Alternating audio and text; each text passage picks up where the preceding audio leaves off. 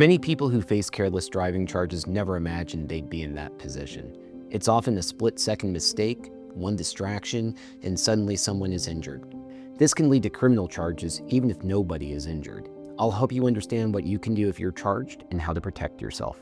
Careless driving in Colorado means that you just didn't follow the rules of the road, so to speak, or that you didn't have the due regard for other drivers or the various circumstances on the road. So, is it icy, wet, construction zone, anything along those lines. Essentially, did you fail to follow some common sense procedures while driving? So a question that we get from a lot of folks is, if this was just a fender bender or if this was just a simple accident, why am I getting charged? And unfortunately, the way the law is written in Colorado is based off of you failing to follow with due regard the rules of the road. That's all that's needed for you to be caught with careless driving. And oftentimes when it is a car accident, even a single car accident, that is enough to charge.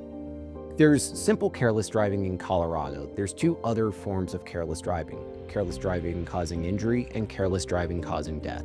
Careless driving causing injury requires that somebody else be injured as a result of your bad driving. So you being injured doesn't result in careless driving causing injury. But if you have a passenger or another person in another vehicle gets injured, that's careless driving causing injury.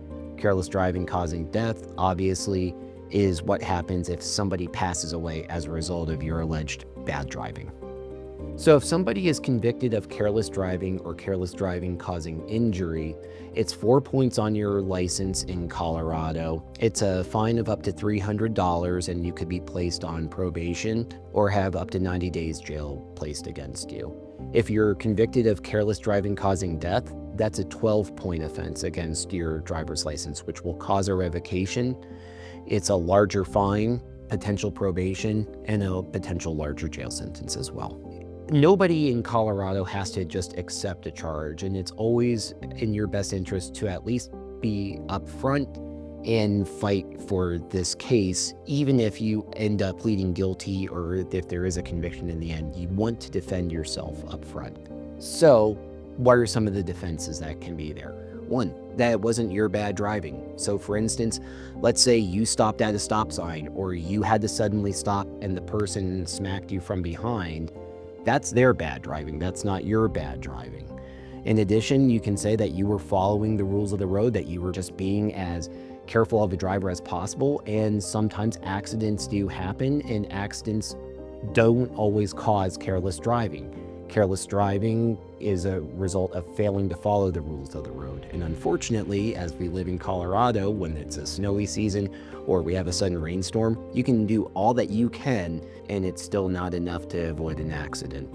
In addition, especially when it comes to an injury or a death-related case, showing that you are not the proximate cause of that person's injury or death. So maybe there was some sort of intervening cause. Maybe that person was already injured and they were being taken to the hospital. Maybe that person was suffering from a heart attack and was passing away even before the car accident happened.